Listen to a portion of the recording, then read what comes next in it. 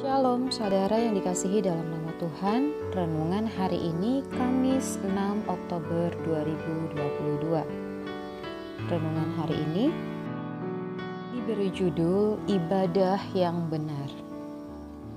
Tertulis di dalam Zakaria pasal 7 ayat yang ke-9. Demikian firman Tuhan. Beginilah firman Tuhan semesta alam, laksanakanlah hukum yang benar dan tunjukkanlah kesetiaan dan kasih sayang kepada masing-masing. Bacaan harian tertulis di dalam Zakaria pasal 7 sampai dengan pasal yang ke-10. Di saat seseorang sedang membangun rumah tinggal, biasanya ia akan memperhatikan setiap proses dalam pembangunan. Jika didapati ada yang tidak sesuai, maka ia akan menegur para pekerja agar bekerja sesuai dengan yang seharusnya. Demikian pula Tuhan menyampaikan hal-hal penting melalui Zakaria terkait ibadah yang benar saat Yehuda membangun Bait Allah.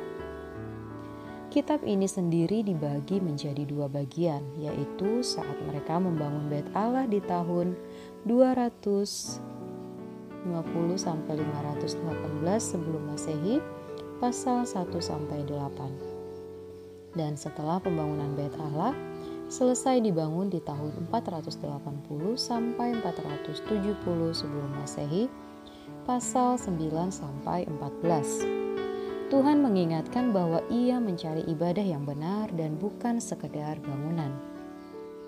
Ada 4 hal yang Tuhan nyatakan, yaitu yang pertama, perintah beribadah kepada Tuhan dengan segenap hati. Ketika kamu berpuasa dan meratap, adakah kamu sungguh-sungguh berpuasa untuk Aku?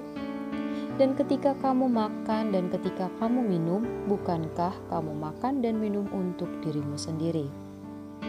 Jika seseorang beribadah demi kepentingan sendiri, demi dilihat manusia, demi mengenyangkan diri sendiri, maka sesungguhnya ia sedang melayani dirinya sendiri. Bertobatlah. Tuhan mau segenap hati kita terarah kepada Tuhan. Yang kedua, perintah melakukan ibadah dengan mengasihi sesama. Laksanakanlah hukum yang benar dan tunjukkanlah kesetiaan dengan kasih sayang kepada masing-masing. Janganlah menindas janda dan anak yatim, orang asing dan orang miskin. Dan janganlah merancang kejahatan dalam hatimu terhadap masing-masing. Sesungguhnya ibadah kepada Tuhan yang sejati harus dinyatakan dengan mengasihi sesama, khususnya mereka yang tidak dapat memperjuangkan dirinya sendiri, kaum papa, janda, anak yatim, dan lain-lainnya. Ketiga, berkat. Tuhan akan hadir dalam ibadah. Beginilah firman Tuhan, Aku akan kembali ke Sion dan akan diam di tengah-tengah Yerusalem. Yerusalem akan disebut kota setia dan gunung Tuhan semesta alam akan disebut gunung kudus. Ketika hati kita benar-benar tertuju kepada Tuhan dan kita melakukan kehendaknya bagi sesama, maka Tuhan berjanji akan hadir dalam ibadah kita. Keselamatan, kesembuhan, mujizat, dan hal-hal ajaib pun terjadi di dalam hadirat Tuhan. Keempat, berkat ibadah akan dipenuhi dengan kegirangan. Beginilah firman Tuhan semesta alam. Waktu puasa akan menjadi kegirangan dan sukacita.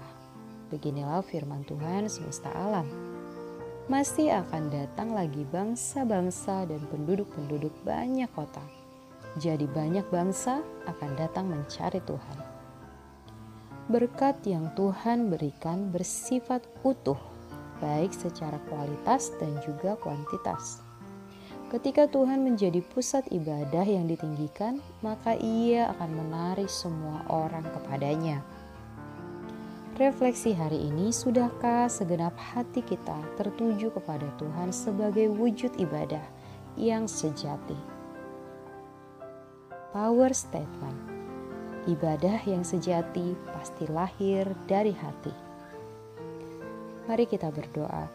Tuhan, ampuni kami, seringkali kami seolah sedang melayani Engkau, padahal sedang melayani kepentingan diri kami sendiri.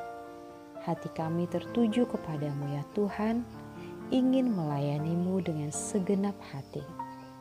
Amin.